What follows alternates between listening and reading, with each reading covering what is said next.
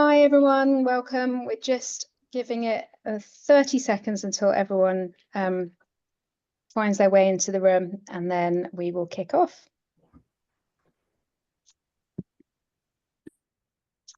It's a lovely thing to watch the counter going up and up as everybody's arriving. So thank you all for joining us on a very warm evening.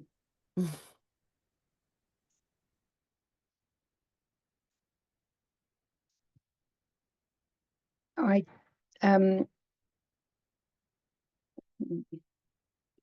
we'll start in 2 seconds and then we will kick off.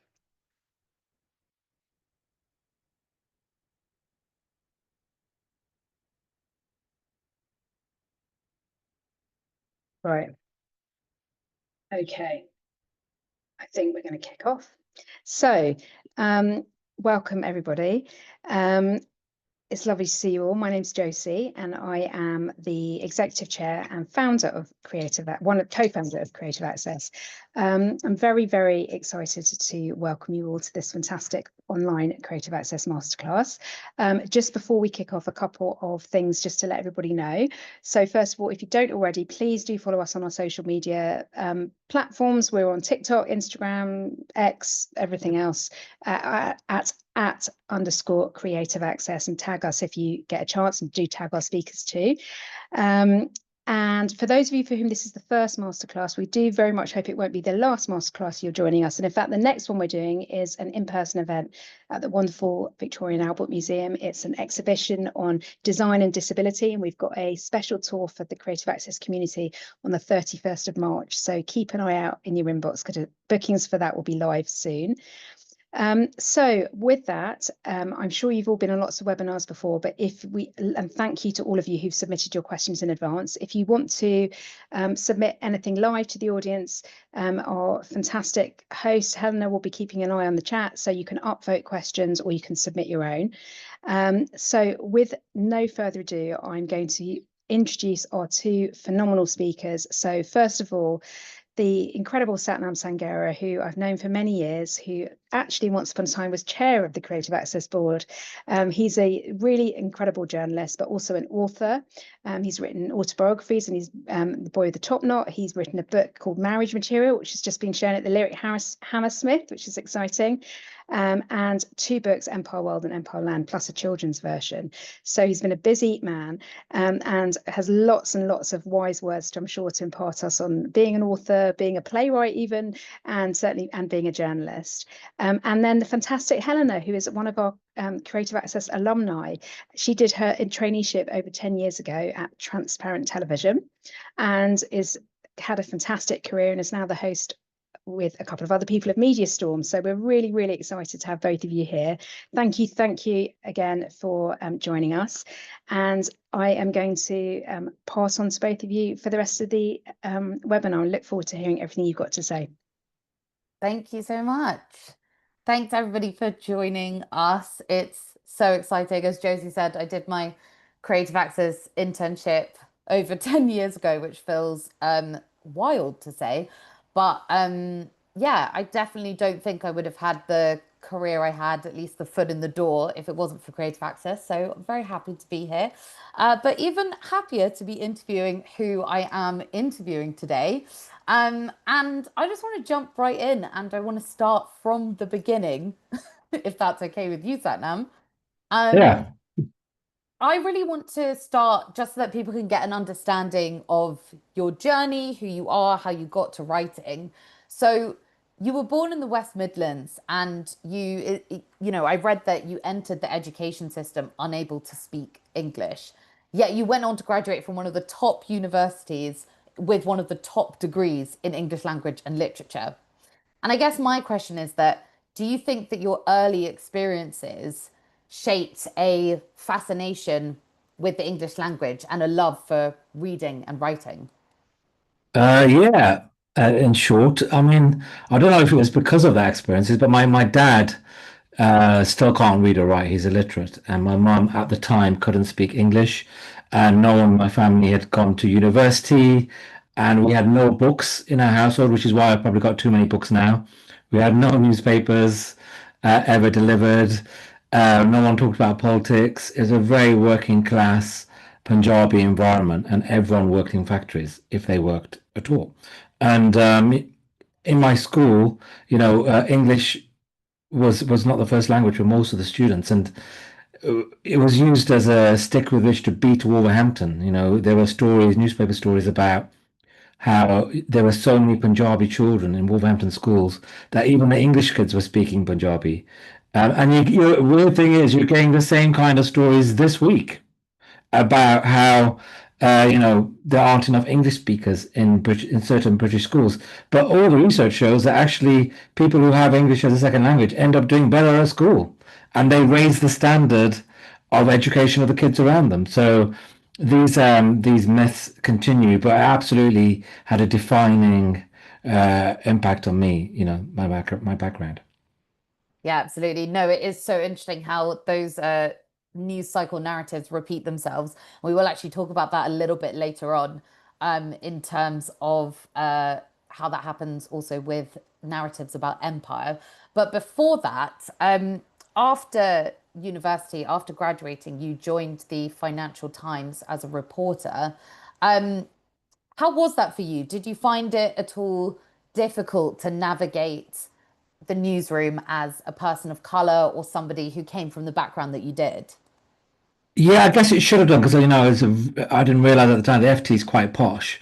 There was, if memory serves, there's one black person on the staff, and he was African royalty. I think he left the FT to work for the royal household in Britain.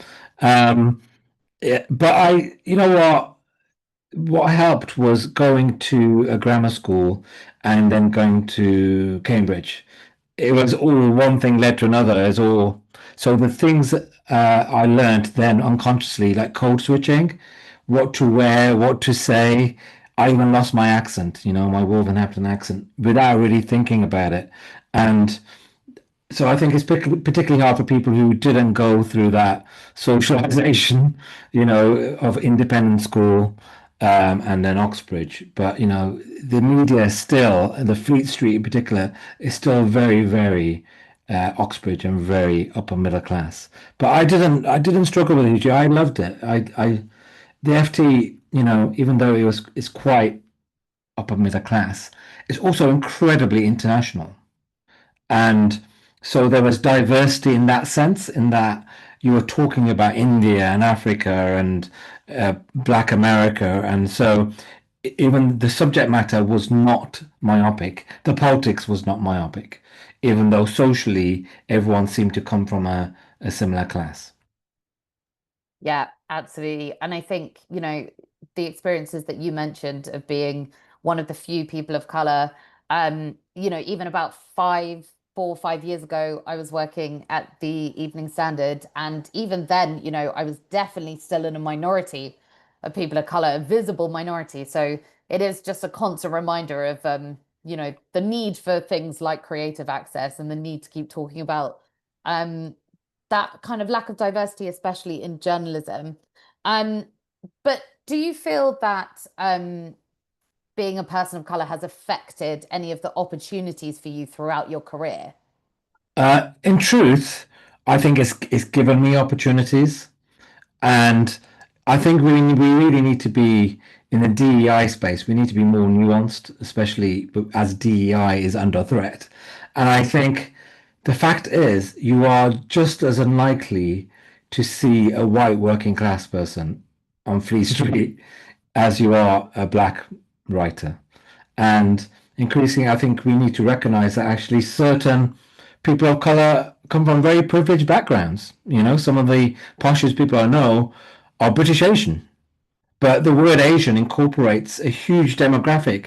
Demographically, you've got British Muslims who are amongst one of the most underprivileged demographics in Britain, and you've got British Hindus who are one of the most, I guess, privileged. Who are something like 93% of British Hindus are in the professional class.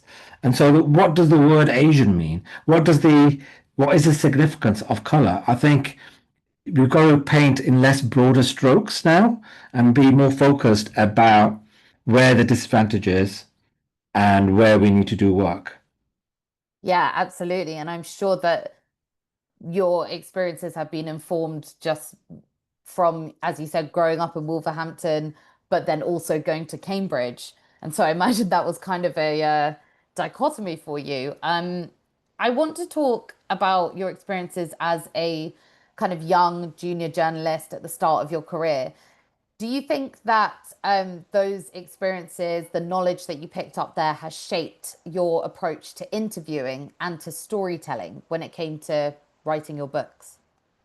Yeah, I think absolutely. I mean, it was less politically correct time. I remember my first day at the FT.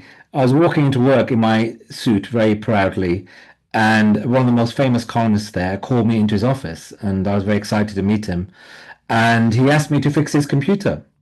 Because the only other Asian people in the building were working in the IT help desk. But my response was to fix it because I could do it. It was a very easy problem.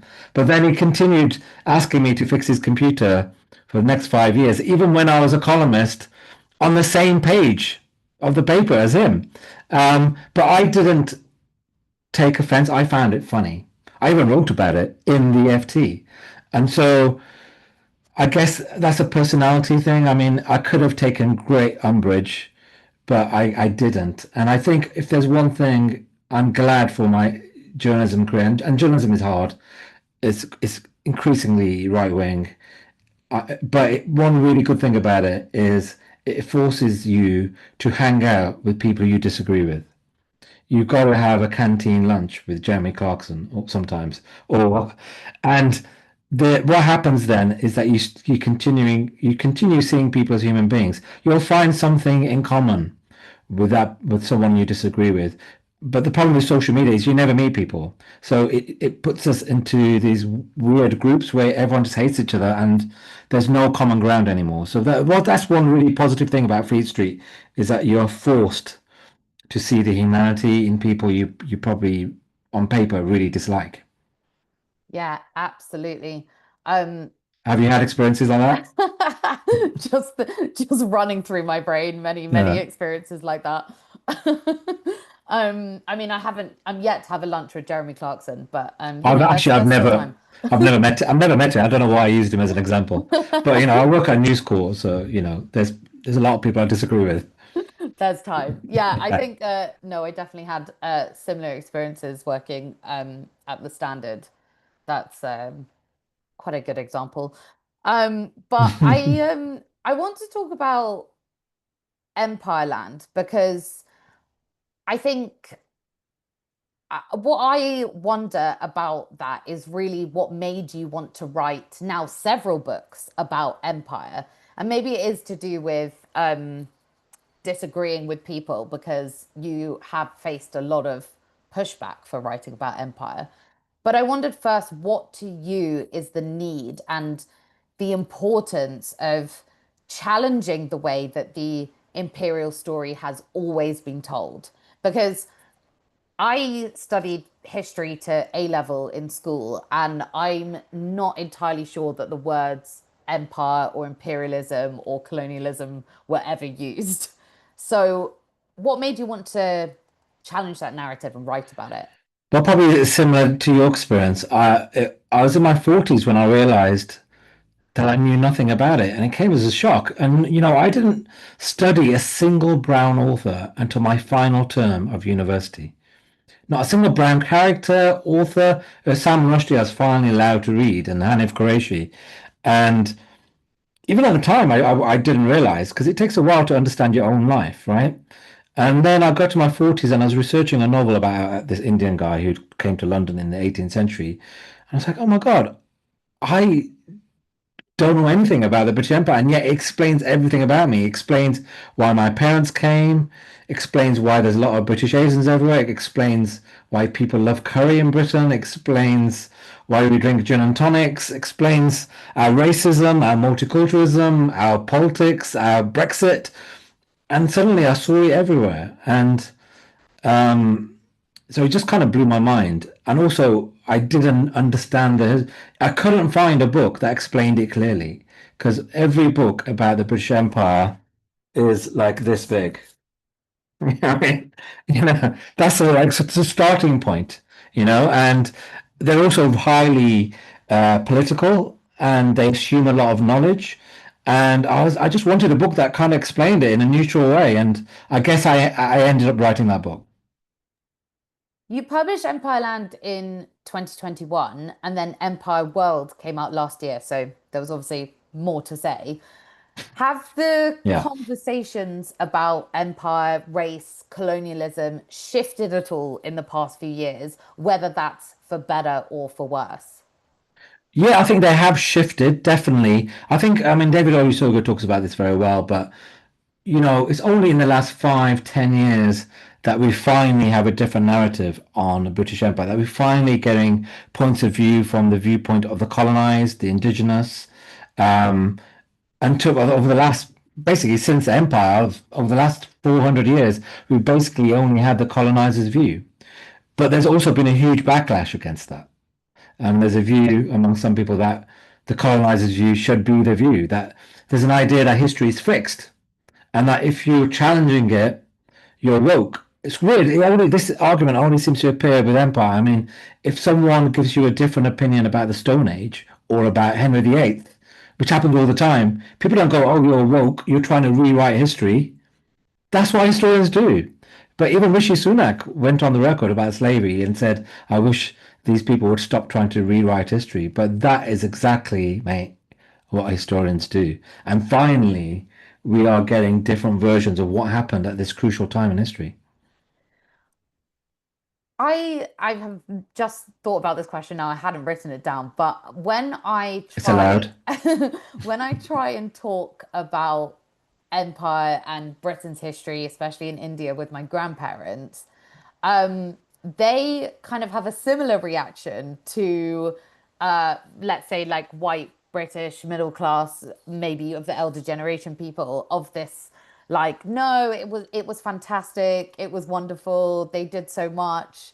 Um, I wonder, is that something you've experienced? Maybe the older generation Yeah. of Indian people also thinking that way, and if so, where do you think that comes from?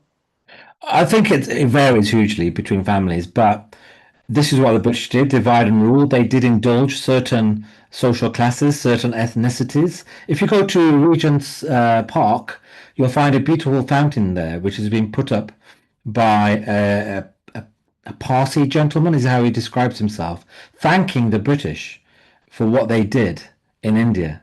I think it was around the time of the Indian Mutiny. Quite a shocking thing to do, it seems now, but that's because the Parsis were hugely indulged. They were given opportunities by the British. So the British kind of divided and ruled. But also, I think in your parents' generation, which is probably my generation or my parents' generation, there was definitely when they came over a sense that they had to fit in, that they were guests. There was the sense of you shouldn't create trouble. They might send you back. But that is missing quite rightly from our generation. We were born here. We feel fully British, and we feel we can say what we like. But there's a lot of sense of, oh, we need to assimilate, we need to keep quiet. It doesn't matter if they call you a Paki every day, you know? Yeah, absolutely. And you've touched on it, but you've been quite vocal about the abuse that you faced from writing this book. Um, is is this, do you think, the biggest obstacle or one of the biggest obstacles you faced as an author? To be honest, no. I think my memoir was much harder because that was confronting my family. And actually, confronting your family is harder than confronting uh, trolls on the internet. Like looking your mother in the face, in the eyes, and saying, "I'm not going to do what you want me to do. I'm not going to have an arranged marriage or whatever." That is hard. Yeah, it's a paradox. Actually, having a conversation with the people closest to you is harder than having a conversation with hundreds of thousands of people who hate you. Um, but yeah, it was hard. I found it intellectually very difficult because it's a very complicated period of history. It's very divisive.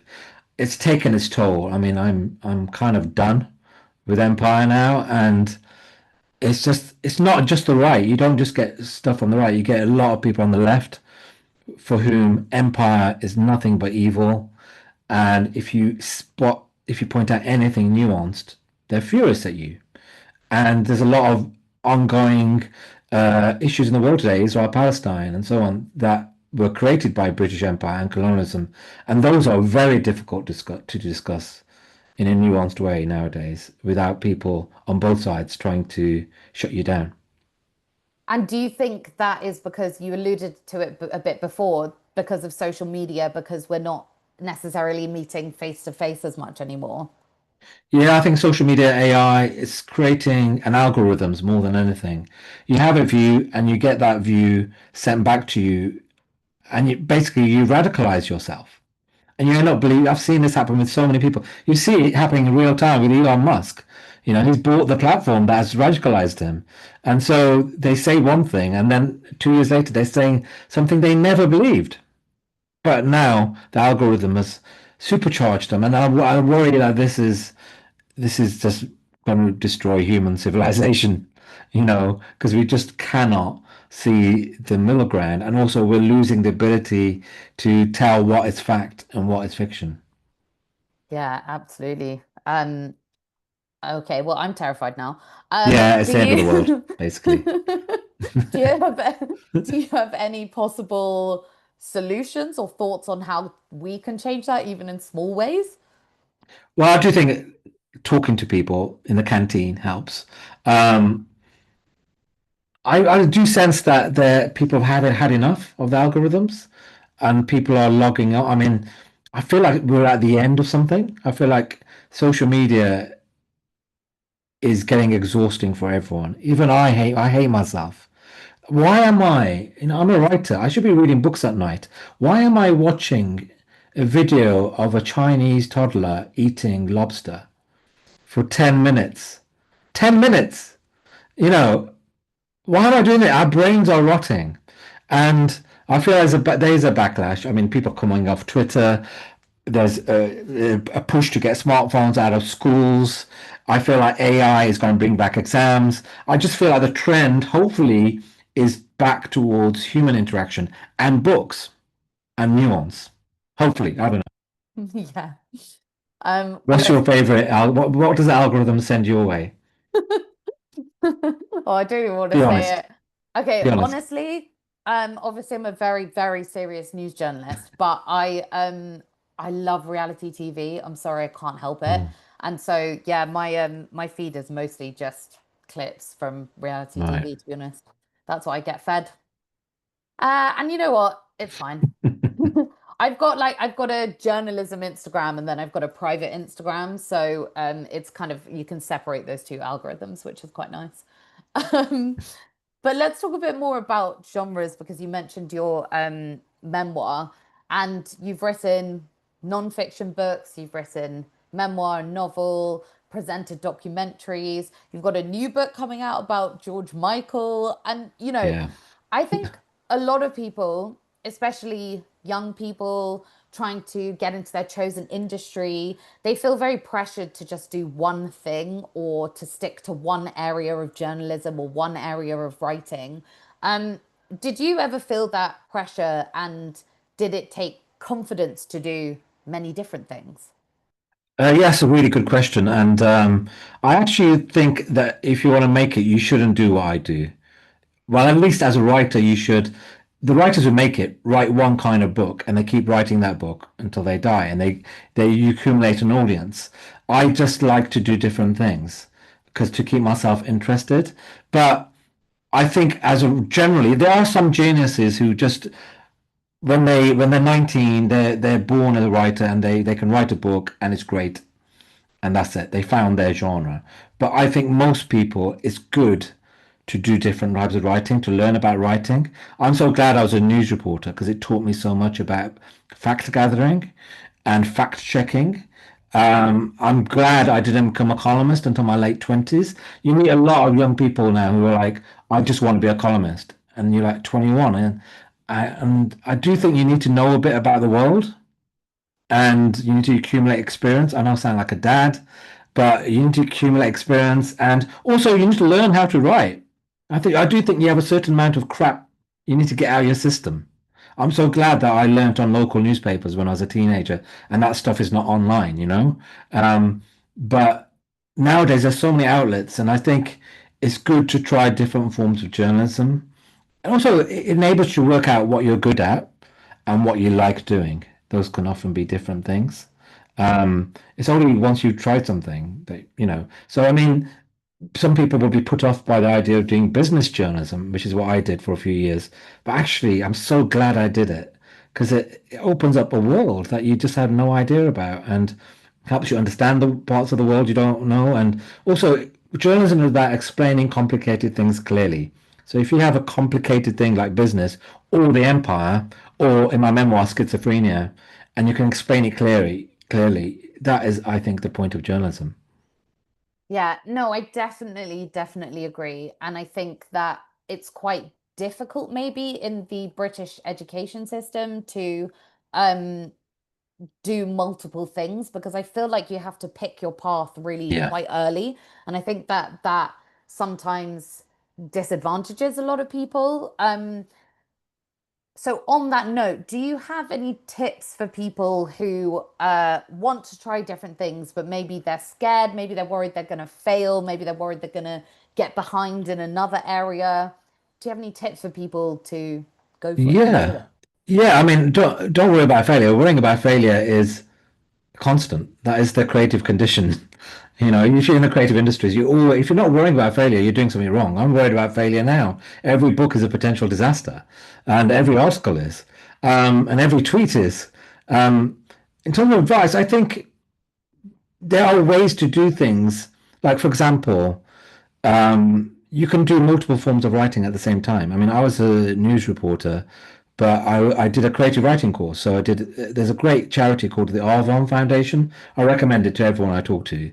And they're a charity, and you go away for a week and you do a course on, say, starting to write or nonfiction or poetry. You can even do music writing courses. And you're often there with 30 other people, and there's professional writers helping you. And that's just a week. It's like a holiday in a beautiful part of the country. And at the end of it, you have to perform your writing. You have to read it out. And I found that so useful. And it was also really interesting that even though I was writing as a news reporter, I was no better than everyone else because it was a different form of writing. So I would say do multiple things, multiple forms of writing, but also do lots of things. I mean, I don't think with AI and is disrupting creativity, you don't know what's going to be feasible. So do plays, start a coffee shop, set up an exhibition, just take up opportunities. And you never know which one's going to take off, and you never know which one's going to excite you. Yeah, absolutely. How do you feel seeing your novel being adapted for the stage? Because that's a whole different thing.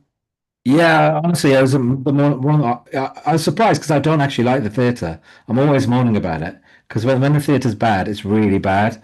But this, unfortunately, was a really good one, and it was the best. Actually, I think the best experience of my career, mainly because most of the writing was done by someone else. So while she obviously based it on my book.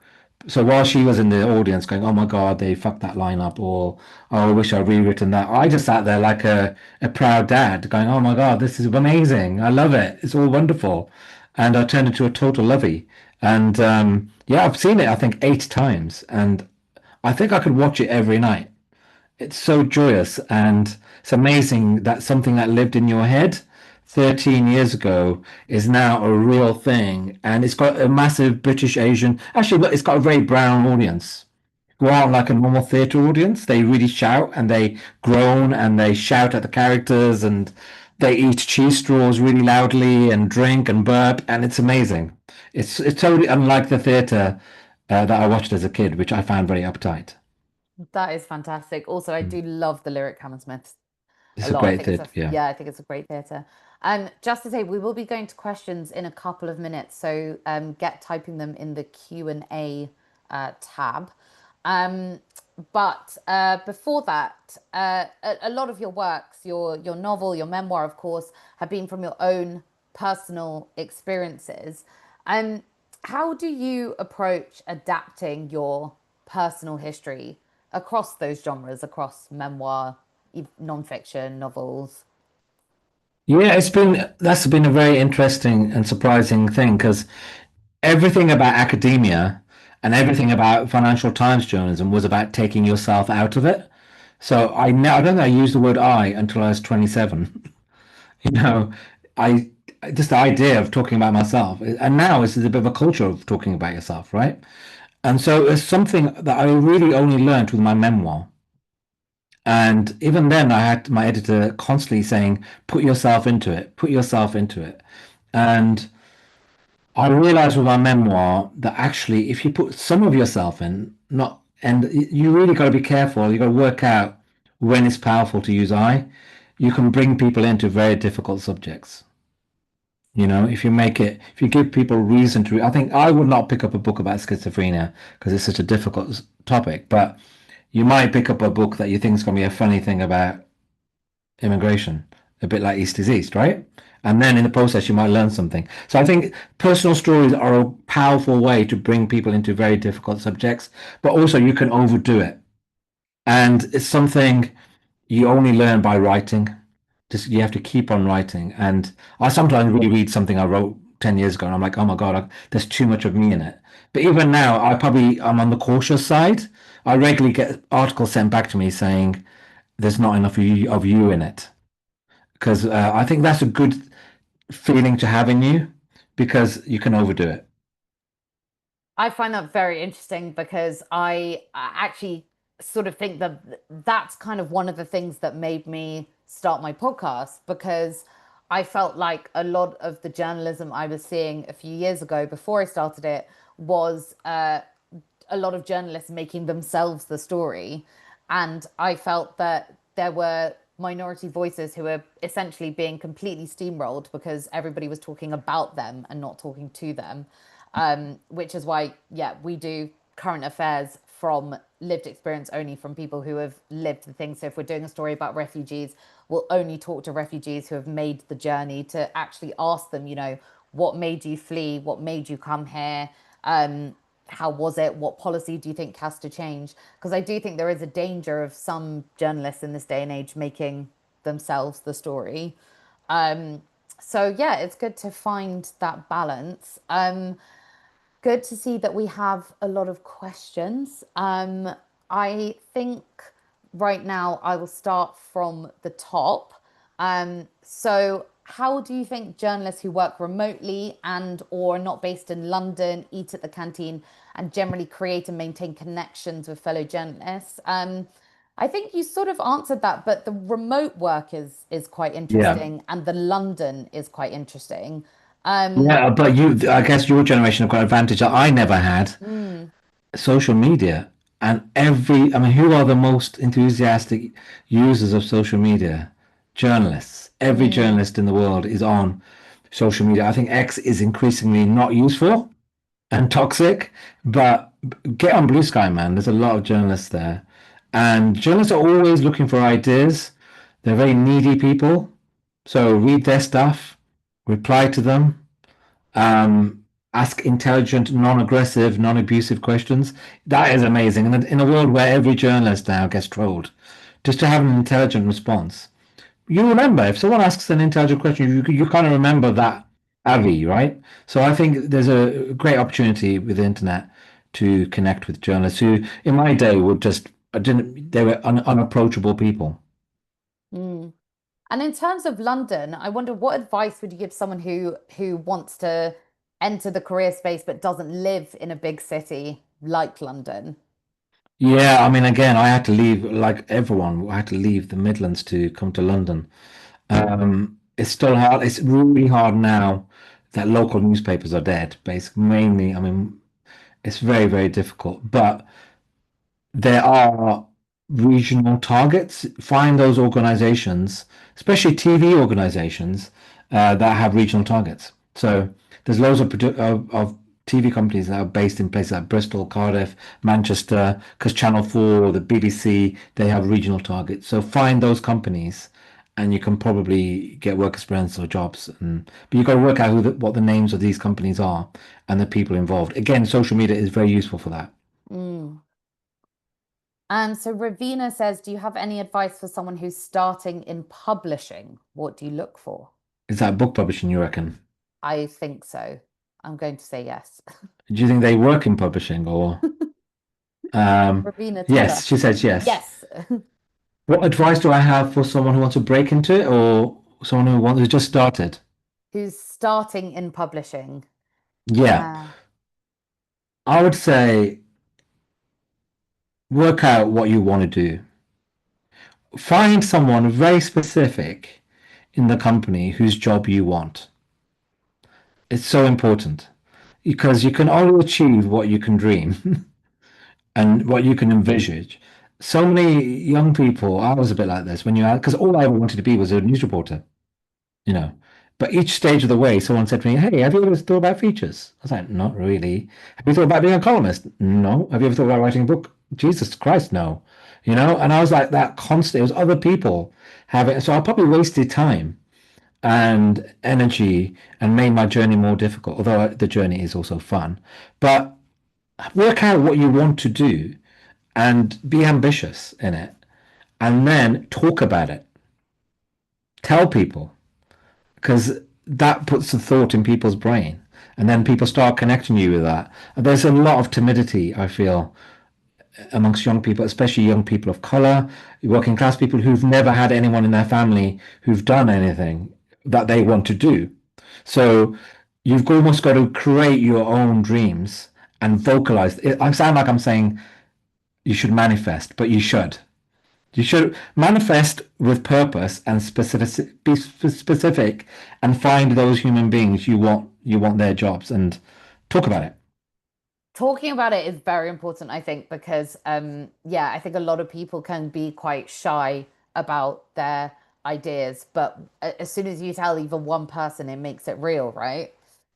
Totally, and talk to the Yeah. person whose job you want and say, how did you get there? And they will remember that too, because not many people love talking about themselves, Mm. and they will remember you. So yeah, I do think you can manifest a lot of your career. Mm. I also think that it's important to remember that you can change your mind Mm. about what you want or what you're aiming for. I had a big aim to be a newsreader, and in a way, I was on local news, but I had this big aim to be, reading the BBC News at 6 kind of thing. And then over time, that dream completely shifted because I found value in different methods of news and different ways of news. And it was strange when I realized that that's no longer what I wanted to do, but that's fine. And like, it's okay to change your mind. But again, I think that we sort of get pigeonholed very early on in this system. But Yeah. hey, Yeah, you're right, and I think you'd be good at presenting the news. But in my life, I'm 48 now. The people who've struggled in their careers, who are the ones who've never really decided to go for anything. They've never really worked out what they're going to do. It's much better to decide on something and then change your mind. That's mm, fine, But the people who struggle are the ones who never really work it out. mm. Another question we have is tips for freelance features journalism, please. What's the one thing that makes a Oh pitch gosh. really stand out? Oh, Oh God. This is a nightmare. It's just so hard. I mean, I don't understand it myself. I've been doing it for 25 years, and basically you're at the mercy of the predilections of individual editors. I can't even explain what my editor is into. I often don't know what she's going to go for and what she isn't going to go for. So I'm going to say I don't know. I really don't know. But I would say again, social media is your friend here, and yeah. I mean, you might be able to answer that better. I again, it, you're right. I think there isn't one answer at all. I guess the only bit of advice that I give is don't over explain. Sometimes I've had pitches in the past that really just kind of over explain and in a way just kind of give everything away in a way that doesn't really sound exciting. Learn to summarize and honestly explain why it's relevant now, explain why it's relevant to people, explain who your target audience is, explain who's going to be listening, who's going to be interested in it, reading it. But yeah, I agree also, I don't really know. It's about taste, isn't it? Editors, just have it's about their personal taste, and you, in a way, you've got to do you got to do the research and work out what they're into. And I do feel that when I talk to student journalists, they're often not great consumers of journalism. They don't know the difference between the Sunday Times magazine and the Saturday magazine. And Yes. they get the two confused. I'm like, how are you ever going to pitch if you don't know the difference between the two magazines? You've got to be a voracious reader and have opinions, good and bad, about the content they produce. Yes, definitely. I think whoever you're pitching to, read their magazine or their newspaper or whatever it is 2, 3, 4 weeks in a row to get an understanding of what they would accept and what they would pitch. I've seen sort of two questions about writer's block or getting back into writing after a break, if we wanted to answer those.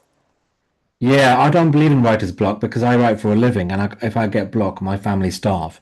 So I think having to write for money is a really good solution.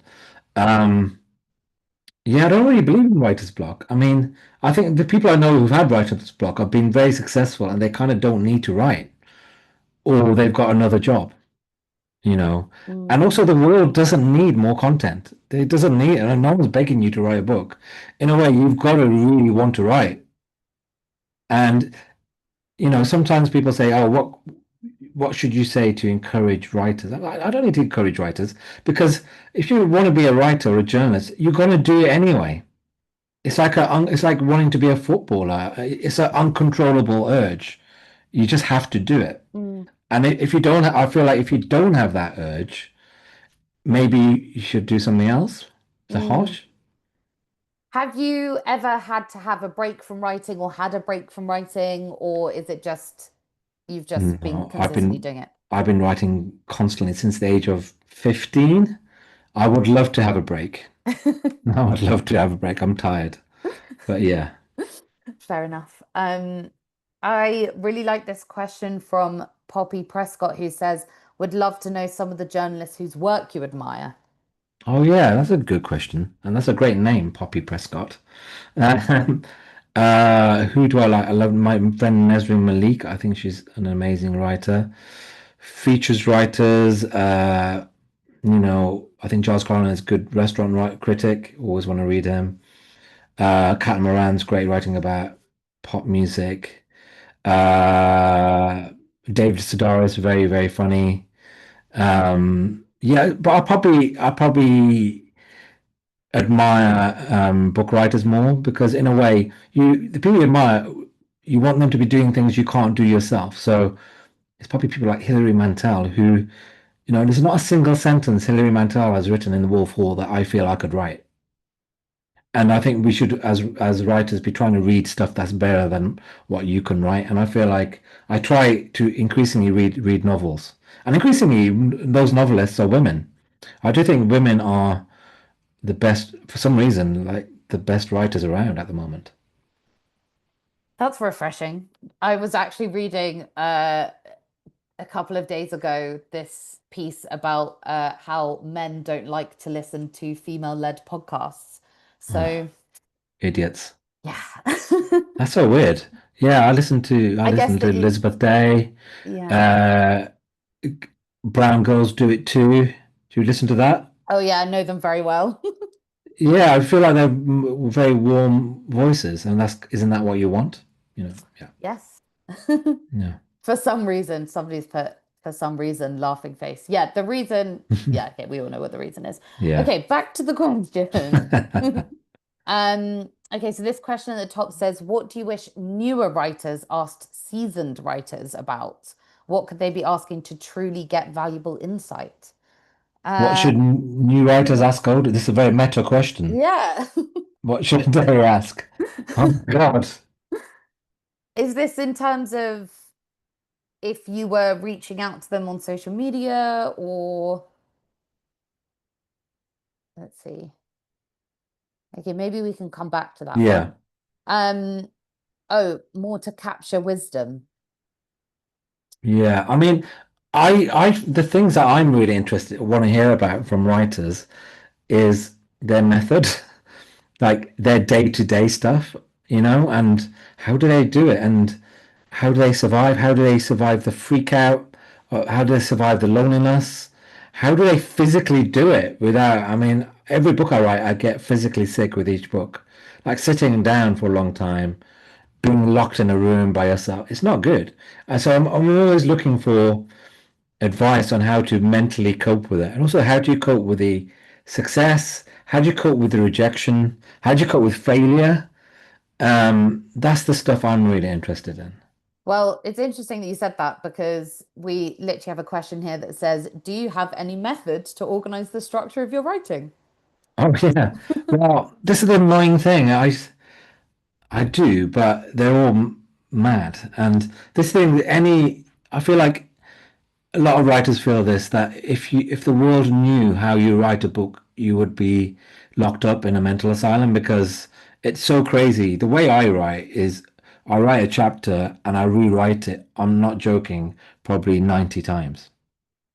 I rewrite, I rewrite, I rewrite. I love it. I come back to it 6 months later. I rewrite it again. It just never ends. And I would probably carry on like that unless I had a deadline, because you can always make it better. And I really envy and hate those writers who can just write it. And I've got several friends of mine who just write it. They write a book. They might rewrite it once. That's it. Imagine that. Because it's a kind of madness having to rewrite everything. 90 times. Probably more, to be honest. Probably more. What? Yeah. Wow. And then how do you decide which it is? When do you know when it's right? Because you keep rereading it until you almost know it off by heart. Right. And then it's all about the way it sounds when you read it back and it flows. And then you've just got it. It's like making dough. You just keep on battering it, and suddenly, oh, you're right. And then everyone says, oh, it's so easy to read. That must have come easily. It's the opposite. Easy writing is the hardest thing to write. Very complex writing sometimes is easier. I guess because it's more structured sometimes, or It's accessible, and you want it to be accessible, and you want it to have the right number of jokes, the right amount of the right amount of information, and you can't even articulate that. It's just a feeling when you read it, and it's got to feel right. Mm. And another question that you said that you want answered is, how do you handle failure and rejection trying to get into a competitive industry? Well, somebody has asked you that. How do you Yeah. handle failure and rejection? Well, first of all, you got to accept it as a fact of life. The way to survive any failure or success with writing is to have another project. Success can drive you more mad than failure. But I think as soon as I've done a book, I want to make sure that when it comes out, I'm working on something else, because it's a way of kind of being invested emotionally in something else, so you don't go too mad if it does well or if it does badly, and you can't. Also, have a life. That's a good idea. Have friends and family, and don't get all your worth from your work. As Freud said, the meaning of life is love and work, and you've got to make sure you've got that love and make sure you don't get, and there are writers like this, I know so many of them, who live for their work, and you cannot do that. One of my favorite writers is, he had 5 kids, and he raised them single-handedly, and he also was an amazing writer, and I think having a life can make you a better writer as well. I really like this question, which is on the topic of putting yourself into a story. Are there things you regret making public? And then yeah. to follow up, how careful or carefree should journalists be about their own privacy? These are really good questions, but I would say that you'll never find someone more private than someone who's written a memoir, because you really learn what you shouldn't have done. My first book was so intimate. I put so much into it because I didn't assume that no one would read it, and also, yeah, I've never done it before, so you just don't know what happens. And then suddenly, 20 years later, people are using the facts in your book against you. And I've since I wrote that book and it was televised, I'm actually incredibly careful about what I reveal about myself. There's actually you can't work out much about my life from what's out there, but people have a sense that I reveal everything. So you can control what you reveal, but yeah, my advice is to with your first book or first project is keep some stuff to yourself. Because, yeah, it's good to have a private life. And do you regret it? No, because the memoir really worked out. There's some features I was encouraged to write afterwards that I do kind of regret about dating and about my personal feelings about family. And they were nonsense and embarrassing photo shoots that went along with them. What do you regret? What's the piece you most regret writing?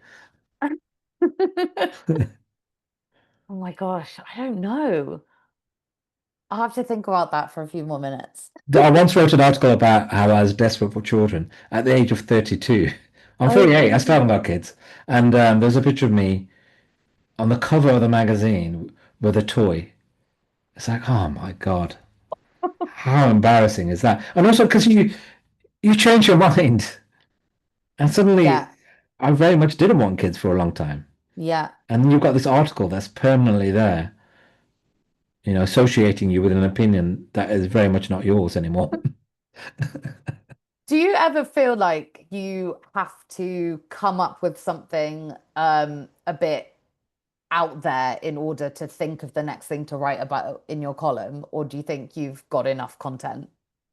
Column writing, I've now stopped, but I found that very hard. I basically wrote a column probably for about 15 years, weekly column. I found it, some weeks you just had no ideas, like zero. And then some days you'd had 5 ideas, good ideas in a day. And I hated that because it could wreck your week and you would just be panicking as the Wednesday came. And since I stopped writing that column, it's been about 2 years. I now have very few opinions. I write one column a month now, and it's a short column. And sometimes I can't even think of something to say in that. And Yeah. I think it's unnatural to have that many opinions. Yeah. Yeah. It's I not agree. normal. Yeah. And also the opinions I have are just like things like, oh God, war is terrible. Isn't war bad? Stuff like really basic stuff like that. Oh God, social media is awful. I feel like my phone is killing, like really obvious opinions. Yeah. We have about a minute or so left. So I do like this question, which says, how do you go about writing books or articles that challenge dominant narratives? So in your case, I guess about empire, colonialism, Western homogeny, etc. Do you overthink or fact check much more in anticipation of a backlash? Yeah, I do. Absolutely. And especially with my last book, which was 50% footnotes. And if I'm honest, it's become impossible. I think when I began writing about empire, I was quite innocent and I could be quite free. But now, every sentence is going to be leapt upon by people on the left and right. And my footnotes are just getting longer and longer. And I'm scared to even talk about it. It's odd because I'm more capable of talking about it than ever, but it fills me with dread. I don't enjoy talking about it because people get so upset, and it's just difficult. I feel like I've done my bit. I've done it for 5 years, Right. and it's for other people to take this theme onwards.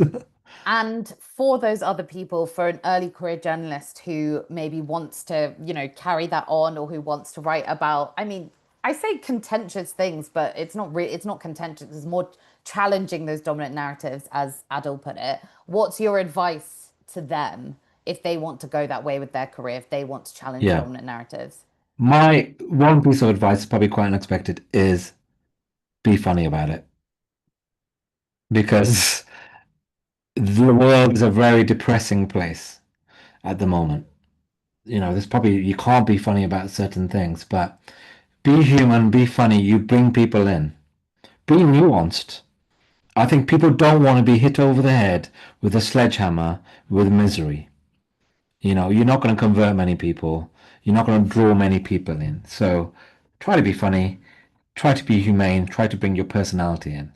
And maybe you'll achieve more than by just hitting them over the face with your opinions. Okay, well, we have to wrap up there, but thank you so much for the conversation, the advice, the ideas. I'm sure everybody found it really valuable. I did, and I thought the questions were brilliant. Yours and everyone online. I know, Questions I were thought some very of them were intelligent. great, definitely some budding journalists. We would please, there's a feedback link in the chat, in the webinar chat. So before you leave the call, please complete the form if you can. But aside from that, all that's left to say is thanks so much, Sathnam, for joining us. And good luck, everybody, with any of your careers. You're more than welcome to reach out to me on any social media, no longer on X, but Blue Sky, Instagram, TikTok, for any further questions. And it's so great to be back with Creative Access. Thank you. Right.